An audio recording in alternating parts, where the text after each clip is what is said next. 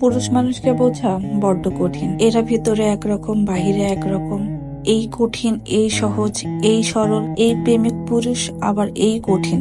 তার মনের মধ্যে কি চলছে এইটা বোঝার ক্ষমতা বাইরে থেকে কোনোভাবেই সম্ভব না। যে পুরুষগুলো বজ্রের মতো কঠিন, তাদেরকে বোঝা তো আরোই কঠিন। গাজী সাহেব একদম পাহাড়ের মতো কঠিন মানুষ। এর ভিতরে আসলে কি চলতেছে এইটা বোঝা আমার কর্ম না। আসসালামু আলাইকুম এভরিওয়ান, কেমন আছেন আপনারা সবাই? আমরাও ভালো আছি আলহামদুলিল্লাহ। কেন এই কথা বললাম? আসলে কুষ্টিয়া থেকে আসার পর আমার ডক্টর দেখানোর জন্য সে বারবার আমাকে ফোর্স করতেছে।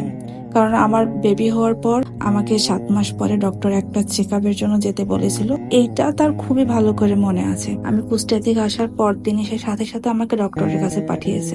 বাচ্চা আসছে, ট্রেনে তার জন্য কোনো সমস্যা না হয়, মানে পরবর্তীতে কোনো ঝামেলা না হয়, সে আমাকে এবং বেবিকে দুইজনকেই ডক্টরের কাছে পাঠিয়েছে। আমরা যেন সবসময় ভালো থাকি, সাবধানে থাকি, আমার এবং বেবির কোনো কিছুতেই যেন ত্রুটি না থাকে, সে সবসময় এই ব্যাপারগুলোতে 100তে 100 এফোর্ট দেয়। আমি এই কথা বলার পিছনে কারণ হচ্ছে, আমরা কুষ্টিয়াতে যাওয়ার পরে তার নাকি শরীর খারাপ করতেছিল এবং সে ডক্টরও দেখা হয়েছে। রাফাল ভাইয়া তাকে জোর করে নিয়ে গেছিল, তাই সে ডক্টর দেখিয়েছে, নিজে থেকে সে ডক্টর দেখায় না। এমনকি এটা আমাদেরকে জানানোর প্রয়োজন মনে করে না। আমি বাসায় আসার পরে সবকিছু গোছাইতেছি, হঠাৎ করে দেখি একটা রিপোর্ট, মানি রিসিপ্ট। তাকে জিজ্ঞেস করলাম, এটা তুমি ডক্টর দেখিয়েছো? সে বললো, হ্যাঁ দেখাইছি। আমি বললাম, তোমার প্রেসক্রিপশন কই, দেখি কি মেডিসিন দিয়েছে। সে আমাকে উত্তর দিচ্ছে কি জানেন, কই আসলে এখনো তো রিপোর্ট দেখানো হয় নাই আর সময়ও পাই না। সে ডক্টর দেখিয়েছিল 18 তারিখে, আমি কুষ্টিয়া থেকে আসছি 21 তারিখে। সে আমাকে 22 তারিখের সাথে সাথে ডক্টরের কাছে পাঠিয়েছে যে তোমরা আগে দুইজনই ডক্টরকে দেখাও, তুমি এবং বেবি ঠিক আছো কিনা এইটা আগে সবার আগে আমাকে জানাও।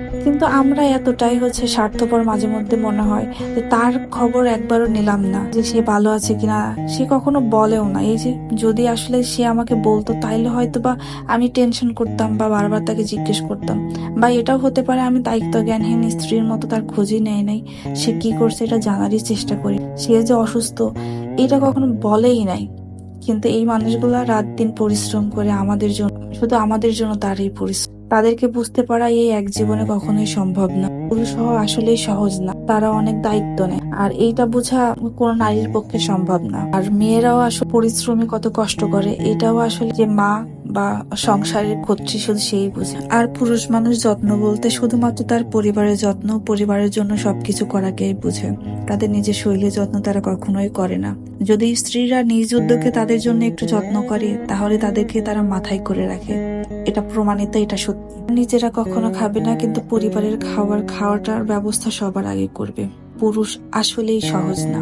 এরপর মনিরা ম্যামের চেম্বারে ঘন্টার পর ঘন্টা বসে থেকে ডক্টর দেখালাম। এরপর বেবিকেও ভ্যাকসিন খাওয়াইলাম। এরপর বাসায় আসার পর গাজী সাহেব যে ফুল দিল, বলতেছে অনেকদিন তোমাকে ফুল দেই না, তুমি যেহেতু কুষ্টিয়া থেকে আসছো তাই তোমাকে আর কি এই ওয়ার্ম ওয়েলকাম। এরপর আর কি বাহিরে গেলাম, একটু খাবার দাবার খাইলাম। তো এভাবে আর কি দিনটা চলে গেল। এবং আমরা পরস্পরের প্রতি যত্নশীল হব, যেন একে অপরের এই যে দুঃসময়ে পাশে থাকতে পারি। আসলে খোঁজ খবর নেওয়া উচিত, আমরা ভালো আছি কিনা ভিতর থেকে, আমরা সুস্থ আছি কিনা, এইটা যেন সবার খবর রাখি। নাহলে এই যে দিন শেষে আস্তে আস্তে দূরত্ব বেড়ে যাবে, একটা সম্পর্ক নষ্ট হবে। সবাই ভালো থাকবেন, আমাদের জন্য দোয়া রাখবেন। আসসালামু আলাইকুম।